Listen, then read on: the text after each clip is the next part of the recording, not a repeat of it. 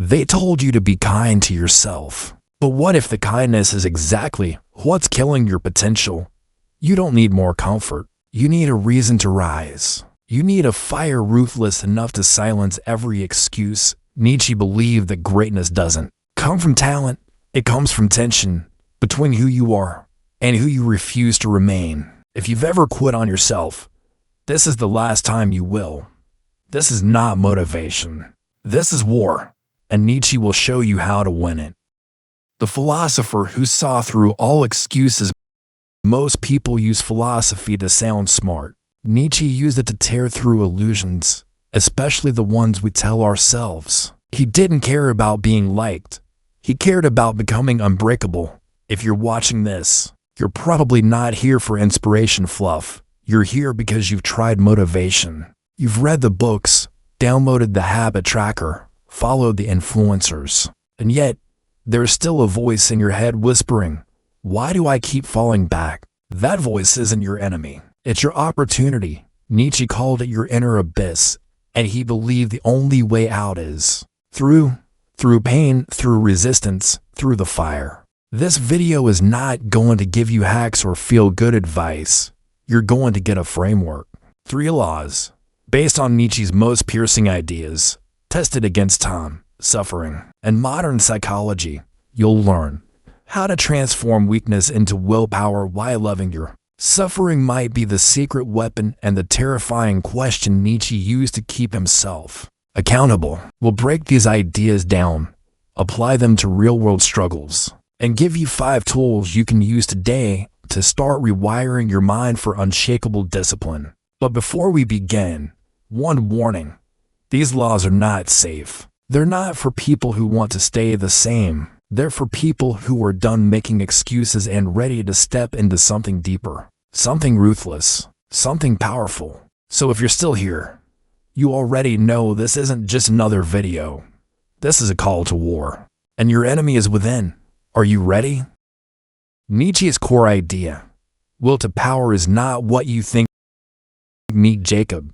He's 29, works in a mid-tier tech company, smart, capable, but quietly exhausted. Every day, he wakes up to the same routine: alarm, snooze, scroll, commute. He tells himself he'll go to the gym, write the novel, launch the project he's been dreaming about. But by 9 p.m., he's curled up with Netflix and takeout again. And every night, he whispers the same promise: tomorrow will be different. It never is. Jacob isn't lazy. He's not broken. He's just lost his will. And Nietzsche saw this coming. Because in a world that rewards ease, comfort, and fitting in, the greatest risk is not failure. It's forgetfulness. Forgetting who you are. Forgetting what you want. Forgetting that you even had power to begin with. Nietzsche called that power the will to power. And it's nothing like what you've been told. Let's get clear.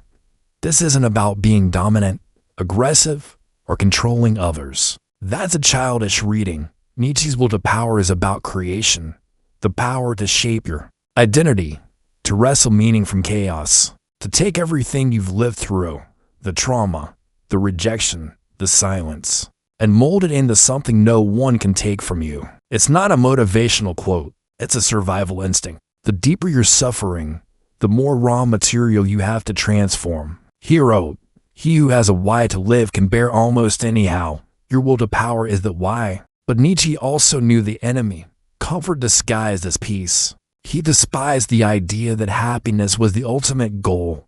In fact, he saw it as dangerous. Because happy people don't question. They don't resist. They don't transform.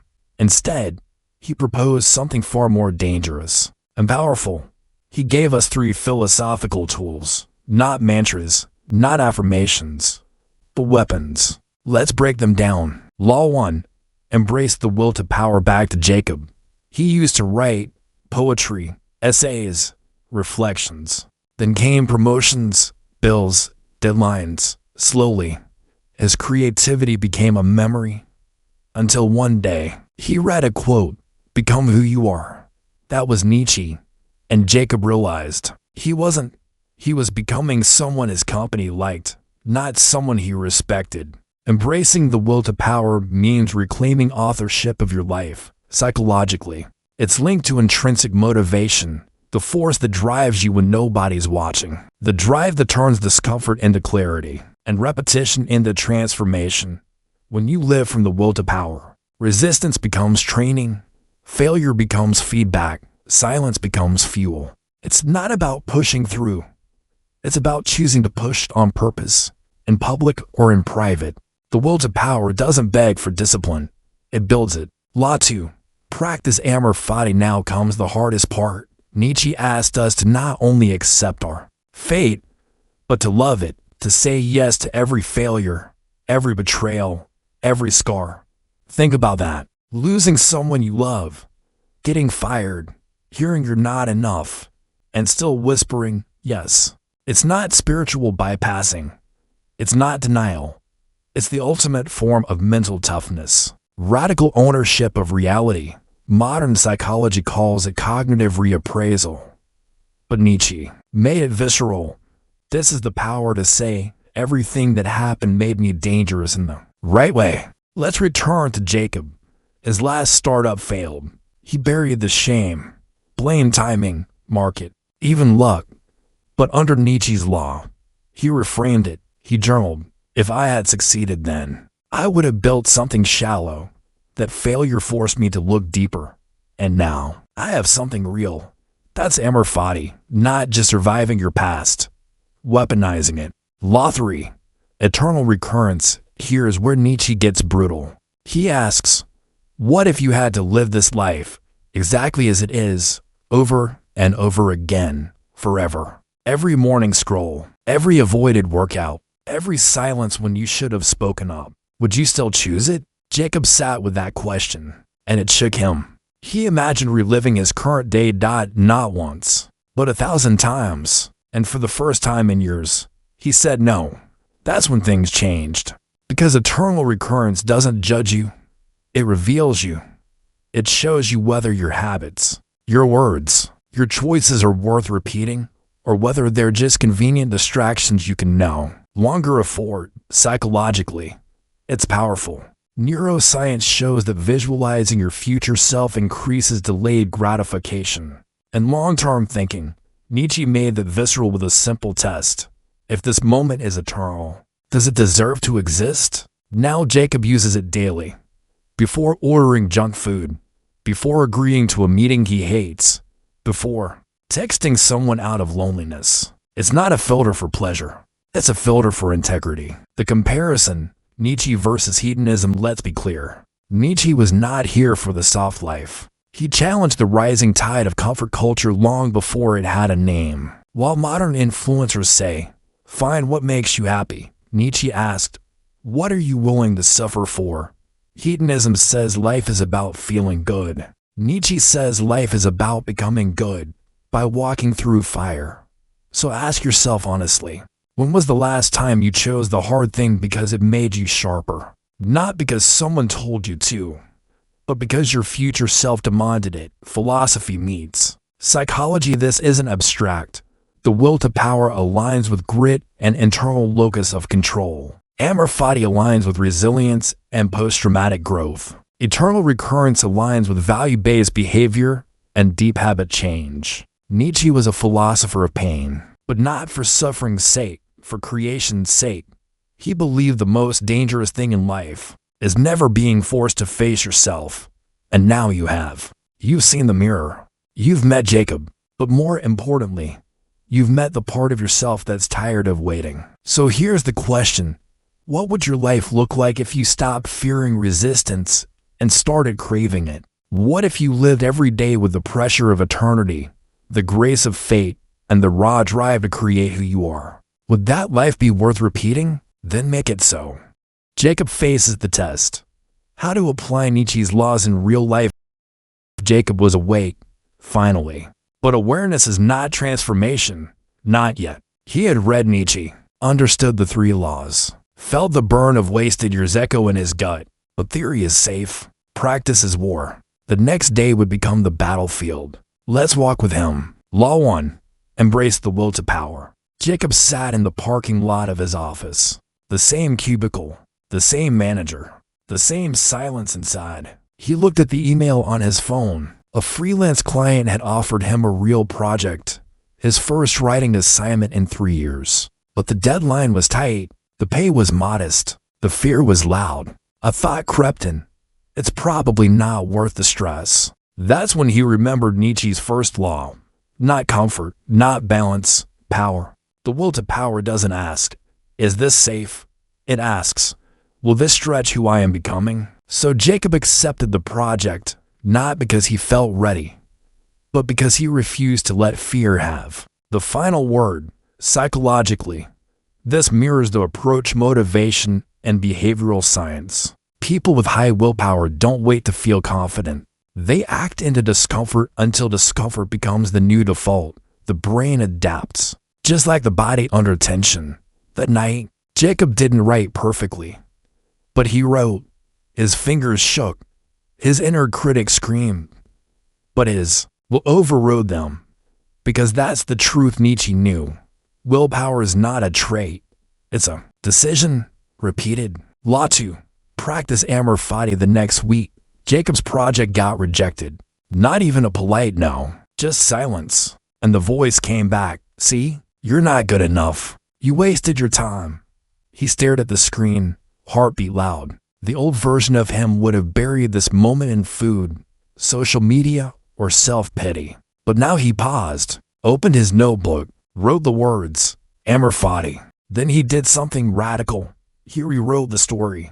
Instead of I failed, he wrote, this was a controlled fire.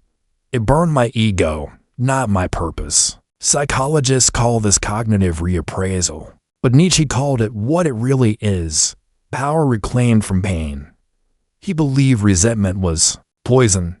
Blaming others, the world, or your past is a form of psychological suicide. Every ounce of energy you give to what should have been is energy stolen from what could be. Amor fati is not soft acceptance. It is savage ownership. So Jacob turned the rejection into a lesson. He revised his pitch. He learned. He tried again. And the next pitch was accepted. Law 3. Eternal recurrence. Now came the real test. Jacob had been reconnecting with an old friend. Casual messages turned into deep late-night talks. Chemistry, familiarity, but also danger. This friend was part of a past version of Jacob, one filled with confusion, dependency, and cycles he had fought so hard to outgrow. And then came the invitation. Dinner. Her place. No. Pressure. Jacob sat with a message. Heart racing. Mind spinning. He whispered the third law. Would I relive this night over and over for eternity? The answer was a soft, honest no. Not because he didn't care, but because he finally did. Eternal recurrence isn't just a philosophical trick. It's a moral compass under fire. It reveals the cost of every decision when the consequences are eternal. In psychology, this connects to temporal discounting, the tendency to prioritize short-term pleasure over long-term integrity. Nietzsche's law flips that equation. So Jacob replied, I'm walking a different path now, grateful for the connection, but I can't go back. And with that, he preserved something rare, inner peace, the shadow option. What if he didn't apply the laws? Let's pause. What if Jacob hadn't acted? No freelance pitch, no rewrite after rejection, no self-control in the emotional moment. He would have stayed in the loop, the silent one most people live in, where potential dies quietly, where years blur, where regret compounds. That's the cost of ignoring these laws. Nietzsche didn't offer them as ideals. He offered them as alternatives to despair. He saw the soft death of modern man, numbed by comfort, pacified by pleasure, hypnotized by distraction, and said, wake up. You don't need a crisis to change. But most people wait for one. What if you didn't? How you can do what Jacob did. Here's how to turn the 3 laws into action, starting now. 1. Embrace the will to power. Take the hard option daily. Say yes to the uncomfortable project. Speak up even when it's scary. Replace I'll try with I will do this, because it defines me too. Practice amor fati. Reframe every setback. Use the 3-year method. Record the event. Reflect on the gain. Rewrite the story. Ask, If this is happening for me, what is it building? 3. Eternal recurrence. Audit your days before bed. Ask, would I want to live this day again? If not, make one decision tomorrow that earns a yes. These are not just ideas. They align with the most powerful principles in modern psychology. Growth mindset. Carol Dweck. Choosing difficulty leads to capability. Self-determination theory. Autonomy. Purpose. Mastery. Create lasting drive. Resilience. Research. Meaning reframes pain. Habit formation. Identity-based actions stick longer than goal-based ones. Nietzsche was ahead of science because he wasn't interested in explaining behavior. He wanted to forge it. You might think the reward is success, status, recognition. It's not. The reward is looking in the mirror and seeing someone you respect, someone who chose growth over comfort, integrity over approval over weakness. That's who Jacob became, not overnight, but relentlessly. And now, it's your turn. Which law will you apply today?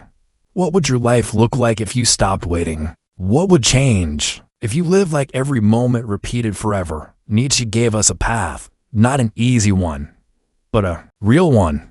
And real is rare. Choose it. 5 ways to build unbreakable willpower. Jacob had awakened, not by accident, by action. But insight without integration fades. So to live Nietzsche's laws, he needed more than understanding. He needed rituals, small, sharp tools to turn philosophy into practice. And now, so do you. Let's walk through the 5 exact tools Jacob used to turn will into weapon. Tool 1. The Morning Conflict Journal. Link to Law 1. Will to power every morning. Jacob sat down with one question. What resistance will I face today? And how will I rise through it? He didn't journal for reflection. He journaled for confrontation.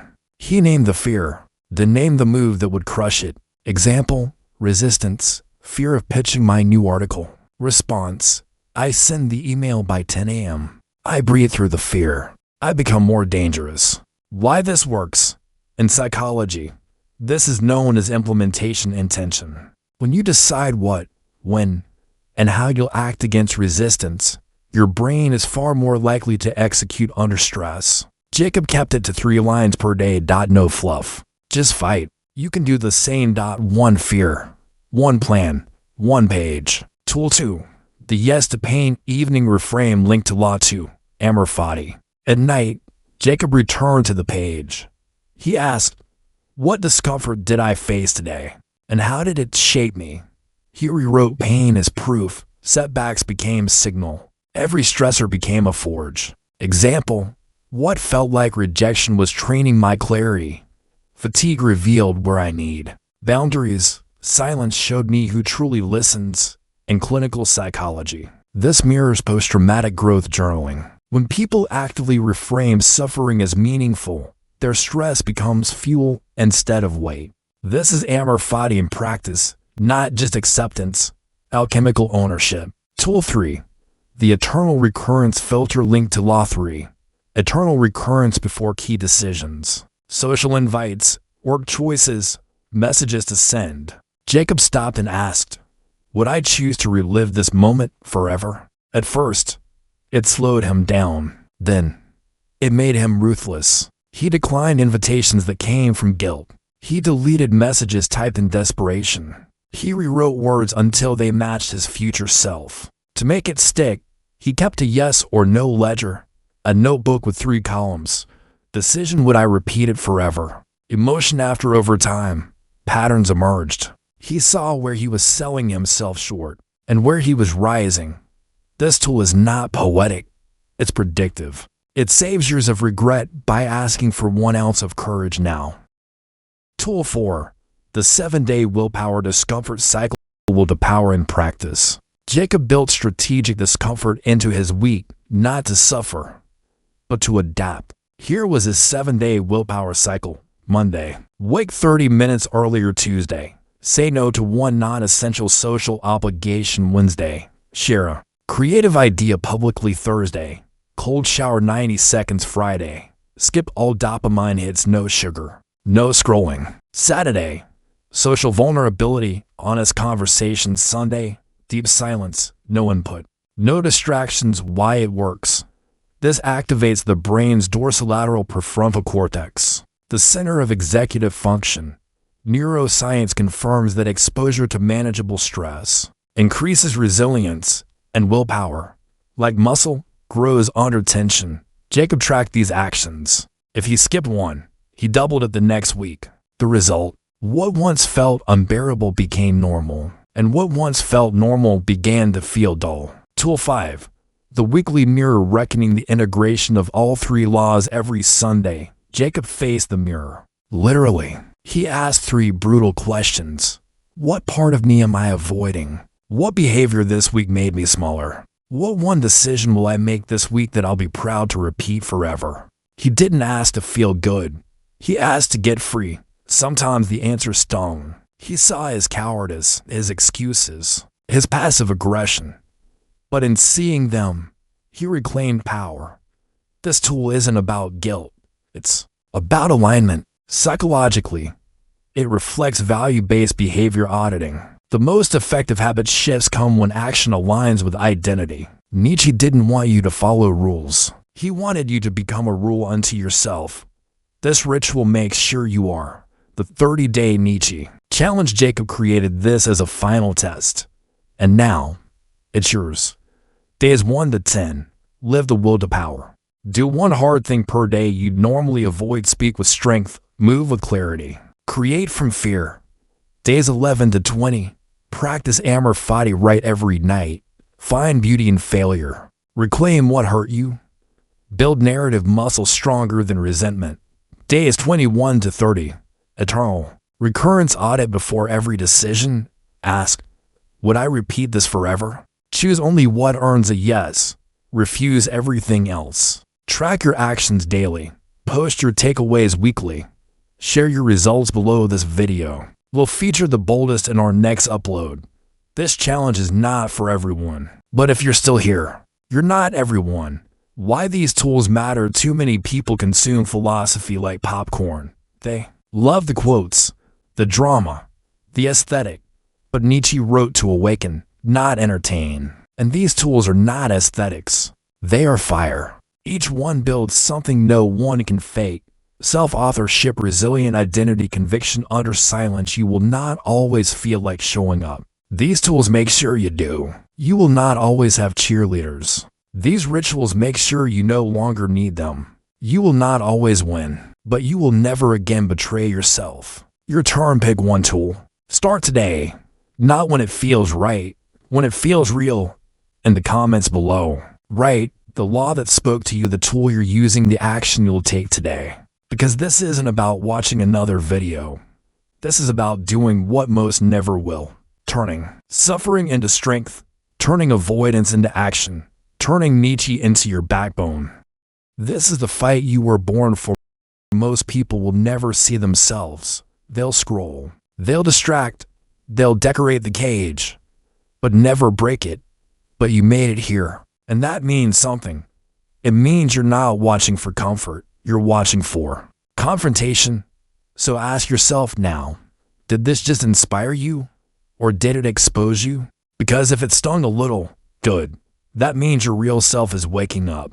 The part of you that's tired of pretending, tired of soft ambition and shallow motivation. The part of you that's hungry to become real. Nietzsche said, become who you are. Not copy who wins, not obey what's trending, but forge yourself through suffering, choice, and ruthless honesty. This isn't about being perfect. It's about never again hiding behind convenience. So here's your challenge. Before the day ends, take one action that your old self would avoid. Say no to something safe. Say yes to something hard. Write the pitch. Send the message. Wake up early. Delete the excuse. You already know what it is. And when you do, you won't just feel proud. You'll feel awake. That's what this channel is for. Not viral tips, not feel-good quotes, but the kind of strategic wisdom and inner fire that actually changes your life. So if this hit different, subscribe. Not for me, for you. Because we're building a community of thinkers, warriors, builders. People who don't just want to grow, but refuse to stay the same. Every week, we break down ideas that challenge the mind and sharpen the soul. So join us. Drop a comment with the law you're living. Like if you felt it. Share it with the one friend who needs this. And bookmark this video, because this is one you'll come back to. Remember, your willpower is not a trait. It is a choice. Repeated relentlessly until the world cannot ignore who you've become. You are the fire, not the ashes. Now go and live like it.